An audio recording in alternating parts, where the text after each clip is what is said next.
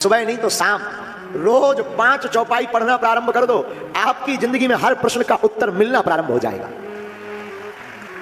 जितने भी युवान बच्चे पढ़ने वाले बैठे हैं ना, विद्यार्थी कौन कौन है? हाय पढ़ने वाले हो ना? अच्छा, कई बार अटक जाते हो ना? अच्छा, याददाश्त की बड़ी दिक्कत होती ना? होती है ना? याद नहीं रहता, होता है ना? सुनो, आज ही गांठ बांध लो, हम 12वीं तक पढ़े हैं और बीए प्राइवेट करे हैं, लेकिन स्कूल ही नहीं गए ढंग से। जाते थे तो मास्टर कह देते थे तुम मत पढ़ो, गए हैं कम गए, क्योंकि हम जैसे से वही शुरू हो जाते हस्तरेखा, गड़बड़ हो जाता था। मास्टर कहते थे तुम मत आया करो, हमने कहा नाम कट जाएगा, बोला तुम्हारा नहीं कटेगा। हमें पेपर के दिन याद रहता था कि आज जो है अर्थशास्त्र का पेपर है। लोग हमसे पूछते थे 11वीं के बाद कि आप काहे से पढ़ रहे हो, तो हम कई बार आर्ट को साइंस कह देते थे और साइंस को आर्ट कह देते थे। लेकिन सच बता रहे, व्यासपीठ से झूठ नहीं बोल रहे, हमने रामायण रोज पढ़ी अपनी माता जी की आज्ञा से। आज तक कभी भी फेल तो ठीक है, डिक्टेंशन तो ठीक है, आज तक 60% से कभी कम मार्कशीट नहीं बनी। तो रुका तो 12वीं का तो पूछो, 12वीं में ये भाई साहब 70 पे 4 74% लेकर आए हैं। उसमें क्या बोलते हैं, वो कौन सी परीक्षा होती है? बोर्ड की परीक्षा। रुको, भागी को भूत कमाता है। 5000 रुपया उस वक्त हमको प्रिंसिपल दिए रहे क्योंकि हम फर्स्ट आए रहे।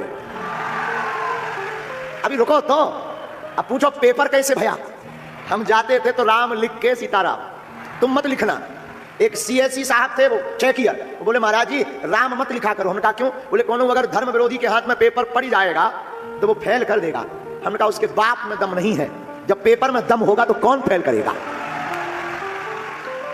लेकिन रुको तो, सुनो तो, पास कैसे है पता है? रामायण के बल पर। हमने रामायण बहुत पढ़ा और आर्ट में लिखना बहुत पड़ता है। रामायण को हमने खूब पढ़ा, हमें उतना कंठस्थ नहीं है जितनी भी है। रामायण मैया की कृपा है, जब प्रश्नोत्तरी करने बैठते हैं, जिंदगी का ऐसा कोई प्रश्न नहीं है जिसका समाधान और उत्तर रामचरितमानस में ना हो। कोई पढ़े भर तो जितने पढ़ने वाले, रुको तो सुनो ना, जितने भी पढ़ने वाले बालक है ना, निवेदन है कल से नहीं, तुम 2-4 दिन तो पढ़ते हो और फिर सो जाते हो। मतलब सो जाते हो और रोज प्रण करते हो कि आज तो 6 बजे उठेंगे ही उठेंगे। अलार्म लगा लेते हो मोबाइल में भी, और 6 बजता है तो लगता 5 मिनट और सो लें, क्या बिगड़ जाएगा? और 5 मिनट के लिए अलार्म बंद करो तो सीधे 10 बजे खुला था। हाँ जी, ना जी, होता है ना ऐसा। रात को 5 चौपाई पढ़ो। कितनी? याददाश्त नहीं आती है, याददाश्त में दिक्कत है तो एक काम करो, रोज सूर्य भगवान को अर्घ दो और भ्रामरी प्राणायाम 2 मिनट करो। जो पढ़ लोगे वो दिमाग में भर जाएगा। और एक बात, जब भी पेपर देने जाओ ना, गणेश भगवान मां सरस्वती को प्रणाम करके और गौ माता को गुड़ चना की रोटी खिलाकर जाया करो। बस, इसका मतलब ये नहीं कि तुम रोटी और गुड़ खवाओ तो पेपर ना भरना पड़े, पास हो जाएंगे। ना, ये बाय बैक सपोर्टेड है। जैसे आपने बॉल देखी कुम्हड़ा की बॉल में कुम्हड़ा तो लगते हैं, पर उसे कोई तना चाहिए रहता सपोर्ट के लिए, चाहे मकान हो चाहे पेड़ा। हाँ या ना बोलो। उसी प्रकार ये उपाय सपोर्ट हैं। तुम पढ़ोगे, इन उपायों को करोगे तो 2-4 नंबर से अगर फेल हो रहे होगे तो भगवत कृपा से वो 2-4 नंबर से पास हो जाओगे। इसलिए क्या पढ़ो? बोलो ना, कौन कौन पढ़ेगा? Thank you very much.